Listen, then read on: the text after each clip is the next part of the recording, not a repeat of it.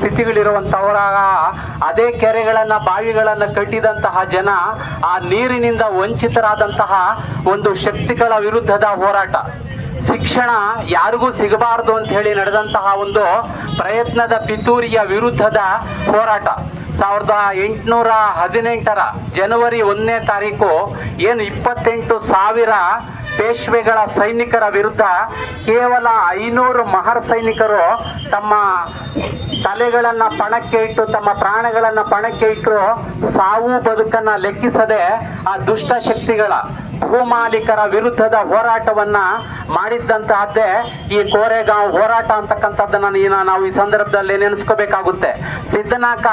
ಪೇಶ್ವೆ ಅವರ ಬಳಿ ಹೋಗ್ಬಿಟ್ಟು, ಬ್ರಿಟಿಷರು ನಮ್ಮನ್ನ ನಿಮ್ಮ ವಿರುದ್ಧ ಯುದ್ಧಕ್ಕೆ ಕರೀತಾ ಇದ್ದಾರೆ, ನಾವು ಅವರ ಪರವಾಗಿ ಯುದ್ಧ ಮಾಡಲಿಕ್ಕೆ ತಯಾರಿಲ್ಲ, ನಾವು ನಮ್ಮ ದೇಶದ ಪರವಾಗಿ ಯುದ್ಧ ಮಾಡ್ತೀವಿ, ನಮಗೊಂದು ಅವಕಾಶವನ್ನ ಮಾಡಿಕೊಡಿ ಅಂತ ಹೇಳಿದಂಥ ಸಂದರ್ಭದಲ್ಲಿ ಆ ಅಗ್ರವರ್ಣದ ದುರಹಂಕಾರದ ಪೇಶ್ವೆ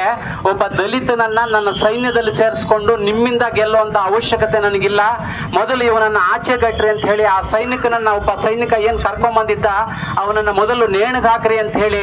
ಅಲ್ಲಿ ನಿಂತಹ ಒಂದು ಆ ಸ್ಥಳವನ್ನ ಗಂಜಳದಿಂದ ಶುದ್ಧಿ ಮಾಡಿ ಅಂತ ಹೇಳಿ ಅವಮಾನ ಮಾಡಿ ಕಳಿಸಿದಂತ ಒಂದು ಸಂದರ್ಭದಲ್ಲಿ ಅದರ ಪ್ರತೀಕವಾಗಿ, ಅದರ ಪ್ರತೀಕಾರವಾಗಿ, ಸ್ವಾಭಿಮಾನದ ಸಂಕೇತವಾಗಿ ನಡೆದಂತ ಒಂದು ಹೋರಾಟವೇ ಈ ಕೋರೆಗಾಂವ್ ಹೋರಾಟ ಅಂತಕ್ಕಂಥದ್ದು ನಾವು ಅರ್ಥ ಮಾಡ್ಕೋಬೇಕು. ಉತ್ತರ ಪ್ರದೇಶದಂತ ರಾಜ್ಯಗಳಲ್ಲಿ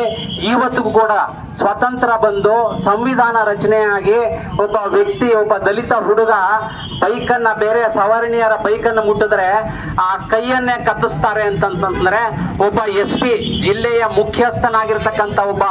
ದಲಿತ SP ತನ್ನ ಮದುವೆಯಲ್ಲಿ ಕುದುರೆ ಮೇಲೆ ಕೂತ್ಕೊಂಡು ಮೆರವಣಿಗೆ ಹೋಗುವಂತ ಒಂದು ಸ್ಥಿತಿಯಲ್ಲಿ ಆ ಪೊಲೀಸರ ರಕ್ಷಣೆಯನ್ನ ಪಡೆಯುವುದು, ಆ ಒಂದು ಮೆರವಣಿಗೆಯನ್ನು ಹೋಗಬೇಕು ಅಂತಂದ್ರೆ ಇವತ್ತು ಕೂಡ ನಮ್ಮ ದೇಶದಲ್ಲಿ ಎಂತಹ